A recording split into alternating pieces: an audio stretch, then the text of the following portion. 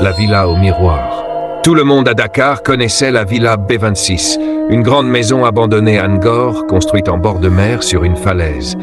Personne ne voulait y entrer depuis la disparition étrange d'un couple de jeunes mariés, retrouvés figés, debout, les yeux grands ouverts, comme s'ils avaient vu quelque chose d'effroyable.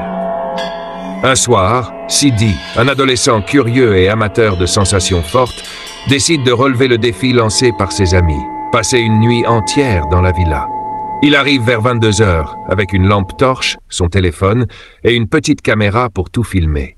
Dès qu'il franchit le portail rouillé, l'air devient glacial. Il sent que quelque chose ne va pas.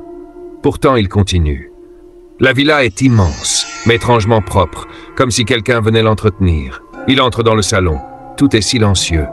Soudain, il remarque quelque chose. Il y a des miroirs partout, sur les murs, au plafond et même au sol. Il s'approche d'un miroir, regarde son reflet, mais son reflet ne bouge pas en même temps que lui. Il recule effrayé. Puis le miroir se brise tout seul dans un bruit sec et violent. Il entend une voix chuchoter. « Tu as osé entrer, tu dois maintenant rester. » Pris de panique, Sidi court vers la sortie. Toutes les portes sont fermées. Il monte à l'étage pour chercher une issue. Dans une chambre, un vieux miroir attire son regard. Il s'approche et voit une femme en robe blanche derrière lui. Il se retourne, rien. Mais quand il regarde à nouveau dans le miroir, la femme sourit, ses yeux saignent, et elle tend la main vers lui. Sidi hurle, tente de fuir, mais il se sent aspiré par le miroir.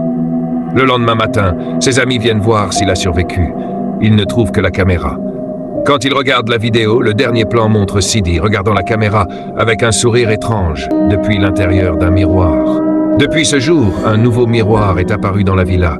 Et si tu t'en approches assez, tu pourrais voir Sidi te fixer. Et peut-être qu'il t'attend.